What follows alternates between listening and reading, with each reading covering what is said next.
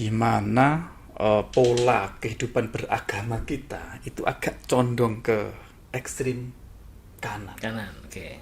Yang letterlek, yang berkembang misalkan ya ditandai dengan mempermasalahkan lagi Pancasila, tidak mengakui Pancasila, kemudian Pancasila dikatakan tauhid, ini negara kafir dan seterusnya. Hal begitu, pemahaman itu terang sudah merasuk di masyarakat kita. Ini tantangan dari eksternal. Nah, pertanyaan mendasarnya adalah menghadapi fakta seperti itu, bagaimana 10-2 tahun ke depan yang anak-anak kita sekarang sedang di madrasah ini. Tentu kurikulum kita harus bisa mengantisipasi sekaligus menghadapi situasi yang seperti itu. Nanti ke depannya kayak apa? Ini kurikulum dituntut harus bisa mengantisipasi itu. Jadi tetap pemahaman dan praktek keberagamaan kita yang sekarang cendur ke ekstrim kanan. Tapi juga ada ekstrim kiri loh. Jangan lupa bahwa kita itu, maka karena itulah menurut saya sangat tepat sekali kalau pemerintah itu kemudian mengeluarkan kebijakan, bahkan masuk di dalam RPJM kita adalah moderasi beragama, di mana Kementerian Agama menjadi leading sektor di dalam menumbuh kembangkan pemahaman beragama yang moderat ini.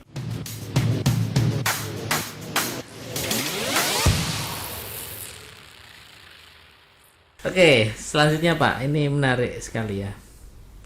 Tentu kita lihat perkembangan kurikulum di madrasah itu kan berkembang terus ya. Apalagi setelah madrasah itu masuk di dalam undang-undang Sisdiknas gitu ya. Kita juga mengakomodir atau menggunakan kurikulum dari Kemendikbud juga. Tapi kita juga tetap menggunakan kurikulum dari Kementerian Agama. Nah, ini tantangannya apa aja sih Pak dalam mengimplementasikan, mengintegrasikan kedua kurikulum itu? Tantangan menurut saya ini bisa kita lihat dari eksternal maupun internal ya. Dari aspek internal, terutama dari aspek keberagamaan kita ya. Tantangan anak-anak kita, peserta didik kita, dan tantangan madrasah adalah sekarang sedang menghadapi, terutama di dekade terakhir lah, di mana pola kehidupan beragama kita itu agak condong ke ekstrim kanan. Yang letterlek, yang berkembang misalkan ya ditandai dengan mempermasalahkan lagi Pancasila, tidak mengakui Pancasila, kemudian Pancasila dikatakan tauhid, ini negara kafir dan seterusnya. Hal begitu, pemahaman itu terang sudah merasuk di masyarakat kita. Ini tantangan dari eksternal. Nah, pertanyaan mendasarnya adalah menghadapi fakta seperti itu, bagaimana 10-2 tahun ke depan yang anak-anak kita sekarang sedang di madrasah ini. Tentu kurikulum kita harus bisa mengantisipasi sekaligus menghadapi situasi yang seperti itu.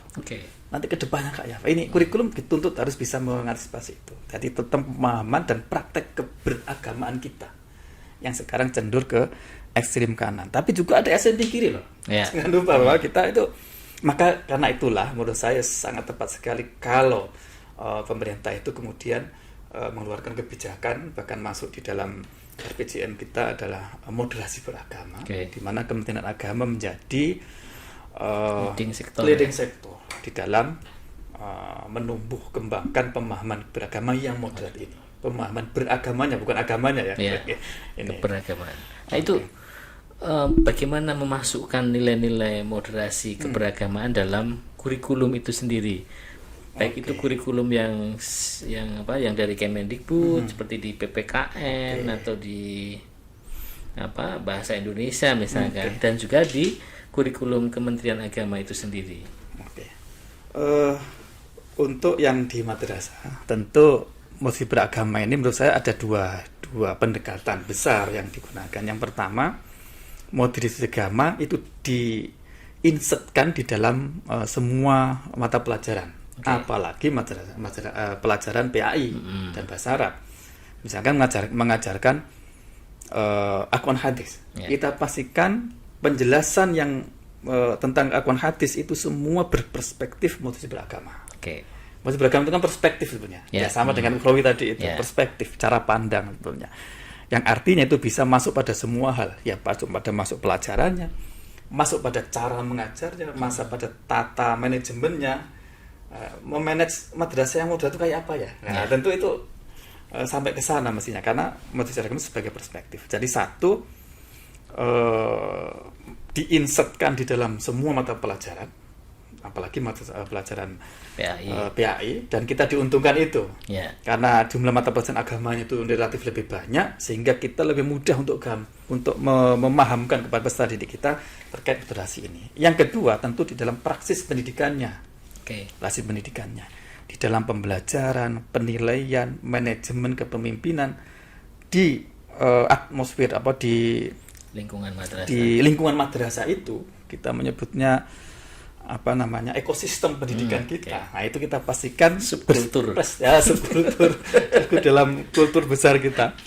Kita pastikan itu berperspektif moderasi beragama. Nah, jadi tidak cukup hanya mata pelajaran saja yang dimoderatkan, tapi juga bagaimana pembelajaran, bagaimana penilaiannya, bagaimana pengelolaannya yang berperspektif moderasi beragama. Menurut saya itu. Nah, ini tentu juga di mata pelajaran umum juga begitu. Tapi semuanya itu saya kira, menurut saya itu kembali kepada orangnya juga. Guru ya. Apa artinya misalnya ya mata pelajarannya, materinya sudah moderat, tetapi penyampaian di tangan guru yang radikal, jadi sama aja. Jadi karena itulah termasuk program pendidikan agama menurut saya sudah komprehensif. Dari aspek dokumen-dokumen itu sudah di perspektif moderatkan, kemudian dari aspek pelatihan gurunya dan sebagainya semua sudah dikondisikan untuk menuju ke moderasi beragama. Ada contoh nggak Pak? Misalkan di pelajaran apa, nilai moderasinya apa begitu? Contoh konkret misalnya yang selama ini sering itu kan di fikih ya. Itu biasanya kan pendekatan itu hitam putih.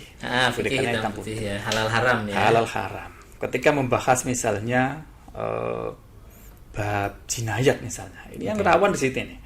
Jinayat, hukuman kisos. Karena di luar sana kan masih sering menggugat itu. Ini bangsa Indonesia ini masih kriminalitasnya tinggi karena tidak menurut syariat Islam. Tidak ada hukuman potong tangan, tidak ada hukuman pancung dan sebagainya. Itu yang selalu dihukumkan. Nah, ketika menghadapi konten fikih seperti itu, maka harus didialogkan dengan kehidupan kita sehari-hari. Harus didialogkan. Karena bagaimanapun nilai-nilai agama atau ajaran agama itu tidak pernah bisa lepas dari ruang dan waktu.